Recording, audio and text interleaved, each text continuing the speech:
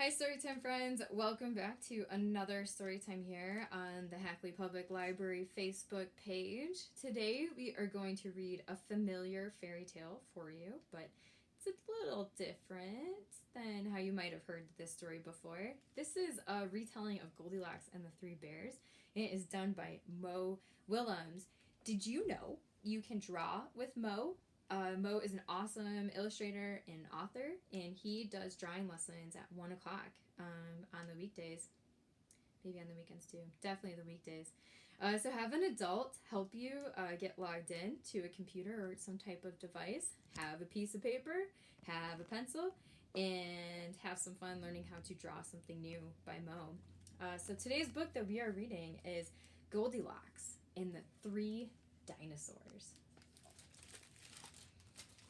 Goldilocks and the Three Dinosaurs. She looks a little confused about where she is. Once upon a time, there were three dinosaurs. There was Papa Dinosaur, there was Mama Dinosaur, and there was some other dinosaur who happened to be visiting from Norway. One day, for no particular reason, the three dinosaurs made up their beds, they positioned their chairs just so, and cooked 3 bowls of delicious chocolate pudding of different temperatures. Interesting. "Oh boy," said Papa Dinosaur in his loud, booming voice. "It's finally time to leave and go to someplace else." "Yes," continued Mama Dinosaur, "I sure hope no innocent little succulent child happens to be by our unlocked home while we are someplace else." "Ha ha ha ha ha ha ha." Then the other dinosaur made a loud noise that sounded like a big evil laugh, but was probably just a polite Norwegian expression. Most likely. The 3 dinosaurs went someplace else and were definitely not hiding in the woods waiting for an unsuspecting kid to come by. Oh, hey, look. There might be an unsuspecting kid. Sure enough, 5 minutes later, a poorly supervised little girl named Goldilocks came traipsing along. Just then the forest boomed with what could have been a dinosaur yelling, "Gotcha!" But I'm pretty sure it was just the wind. And the loud noise was immediately followed by another loud noise that sounded kind of like, "Be patient, Papa Dinosaur, the trap is not yet sprung." But that could have been a rock falling. Or a squirrel. Either one, really. Your choice. Either way, Goldilocks is not the type of little girl who listened to anyone or anything. For example, Goldilocks never listened to warnings about the dangers of barging into strange, enormous houses. So as soon as Goldilocks came across a strange, enormous house, she just barged right in. And our welcome mat says, "Welcome." Teehee. Inside, Goldilocks immediately smelled 3 bowls of, delicious chocolate pudding. Said Goldilocks.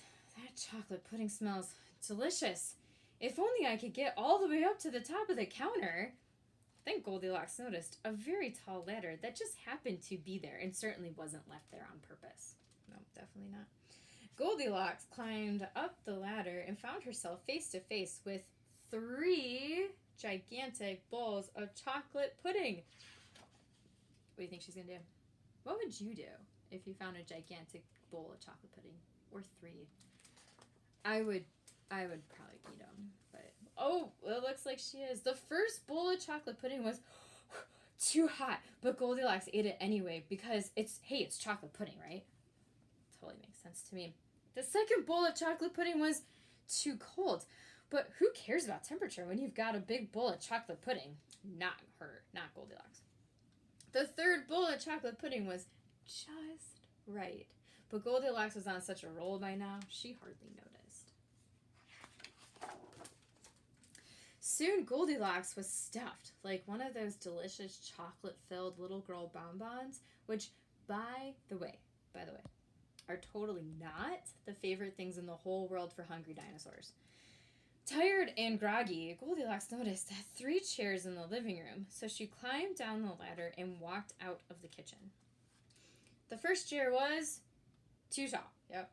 And the second chair was too tall. But the third chair was too tall as well. Goldilocks wasn't going to climb that high just to sit on some chair, so she hiked over to the bedrooms. When she got there, Goldilocks noticed that the beds were also gigantically big. "What's going on around here?" growled the exhausted girl. "The bears that live here must be nuts." Do bears live in that house? I don't think she knows that yet. I don't think she can hear you telling her that either. So. Just then, the room filled with a loud, booming noise that was either a passing truck or a dinosaur gloating. "A few more minutes and she'll be asleep. Delicious chocolate-filled little girl bonbons are yummier when they're rested." Even a little girl who never listens to anyone or anything had to hear that.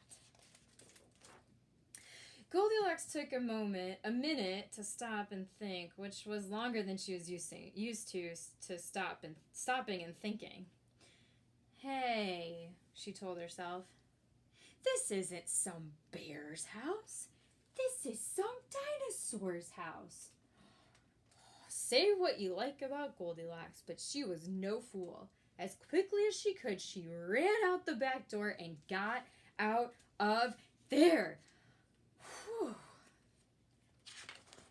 Just then, a loud plane flew by, which sounded pretty much like a trio of dinosaurs yelling, "Now!" or "Charge!" or the Norwegian expression for "chewy bonbon time." Suddenly, and completely coincidentally, the 3 dinosaurs rushed through the front door, but they were too late.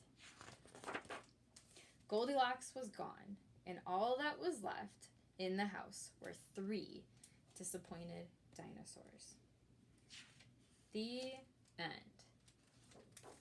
And the moral of the story is, if you ever find yourself in the wrong story, leave. And the moral for dinosaurs is, lock the back door.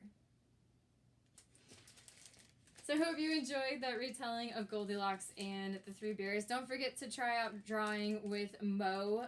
We have done pictures of what staff have drawn with Mo, so feel free to do that and then send your pictures into the library, and we'd be happy to post them, or you can tag the library in them as well. Hope you guys are staying home and staying safe, and we miss you lots at the library. Thanks.